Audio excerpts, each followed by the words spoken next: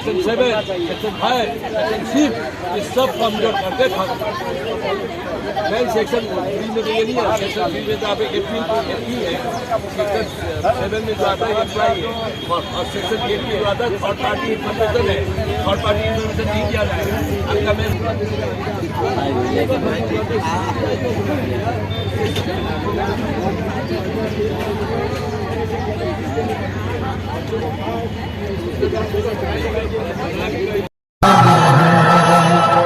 हम जिएंगे मरेंगे है वतन तेरे लिए दिल दिया है जान भी देंगे। देखिए, इसका इशू तो हमने जो महत्वपूर्ण मुद्दे लिए, तो मुद्दे के पहले मैं सबसे पहले आपको ये बात बताना चाहती हूँ कि हमारे आंदोलन की परमिशन हमें मिली थी और वो परमिशन पुलिस ने कल शाम को 4 बजे रद्द की। हमने हमारे मांगों में खाली हमने एक ही एक्स्ट्रा मांगे जोड़ी, वो है मांगे पुलवामा हमला की SIT जांच बैठी। जैसे ही वो मांग लेके अशोक भाई अमित शाह के ऑफिस में लेटर देने के बाद तुरंत 2 घंटे के बाद हमें पत्र मिला कि आपके आंदोलन की परमिशन कैंसिल हो गई। अब मैं हमारे मांगे आपको बता देती हूँ। सबसे पहले हमारी मांग है कि भ्रष्टाचार के खिलाफ जो सक्षम लोकपाल और हर राज्य में लोकायुक्त होना चाहिए।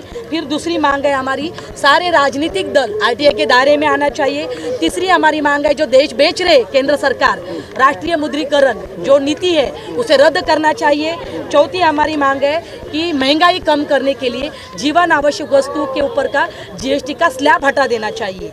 पांचवी हमारी मांग है, केंद्र सरकार खुद ही बोल रही है कि पेट्रोल, डीजल और प्राकृतिक गैस ये हम लोग GST के दायरे में लाने के लिए तैयार है। अगर BJP की सरकार 19 राज्य में है, आप वाला भी बोल रहे हैं कि हम भी तैयार है, आप वाले की सरकार 2 राज्यों में है, मतलब 22 राज्य अगर तैयार है तो इससे क्यों नहीं हो रहा है? ये जुमला है, ये क्यों जल्दी नहीं हो रहा है? अगर ये करने को रेडी है या आप करने के लिए तैयार है तो ये आपको करना चाहिए। पांचवी हमारी मांग है, केंद्रीय कृषि मूल्य आयोग को स्वायत्ता दर्जा मिलना चाहिए। MSP अधिनियम कानून होना चाहिए। फिर हमारी जो लास्ट वाली मांग है, शिक्षा का राष्ट्रीयकरण करें और लोकसभा का चुनाव बैलेट पेपर पे होना चाहिए। और इस मांग के लिए हमने 2 दिन पहले एक ही मांग एक्स्ट्रा ली, वापस मैं दोबारा दोहराना चाहती हूँ। पुलवामा जो हमला हुआ है, जो उसकी जांच SIT के तहत होनी चाहिए, ये हमने मांग ली। हमारी परमिशन कैंसिल हो गई। मैम, जब आप ये देख रहे हैं कि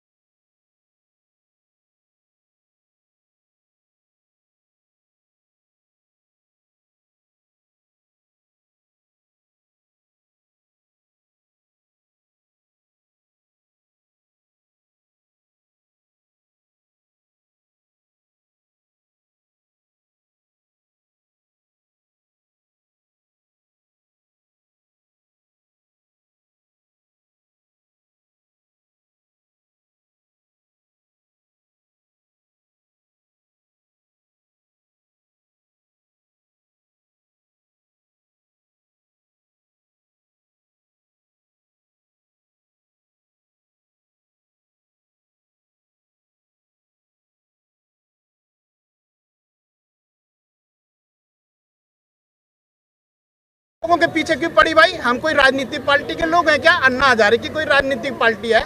लोग कहते हैं कि अन्ना हजारे भारतीय जनता पार्टी की गोद में सो गया। तो अन्ना हजारे की जो टीम है ये भारतीय जनता पार्टी के खिलाफ बोल रही है।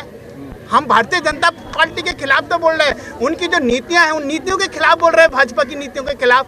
तो ऐसा क्यों बोल रहे हैं लोग? ऐसा रूमर क्यों फैला रहे हैं कि अन्ना हजारे भारतीय जनता पार्टी की गोदी में बैठा हुआ है, अन्ना बाहर नहीं निकल रहा, अन्ना कहाँ भाग गया है? आपका कहना है, अभी आपने ये कहा कि कोई दूसरा केजरीवाल पैदा होगा, बहन हमारी इनाम कल्पना जी को कहा आपने। लेकिन मैं आपको ये बताऊं, जो लोग हमारे साथ थे हमने उनको मक्खी के तौर निकाल के फेंक दिया। अरविंद केजरीवाल की औकात नहीं है कि जो हमारे मंच पे आके खड़ा हो जाए, यहाँ पे भाषण दे दे। ये हम लोग गरीबों का मंच है, गरीब लोगों का है। अरे अपने पैसों से आए हम लोग, हम कोई गाड़ी की भीड़ नहीं लाए हैं, चंदा इकट्ठा करके लाए और बसें भर भर के ले आए, हम उनमें नहीं है। हम लोग स्वयं अपनी मर्जी से अन्ना जी के आदेश पे हम यहाँ आए हैं, इच्छा से आए हैं।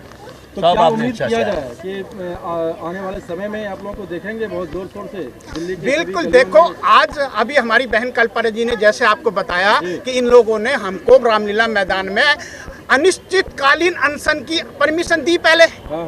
उसके बाद कुछ घंटों के बाद जब सरकार को ये पता लगा, एलआईयू को पता लगा कि ये तो बहुत बड़ा आंदोलन, अन्ना कहीं ऐसा ना हो कि साड़ में चुपचाप अन्ना भी चुपचाप में आके बैठ जाए हमारे साथ में, तो इसलिए सरकार डर गई। उन्होंने अगले दिन इसको हमारी परमिशन को कैंसिल कर दिया।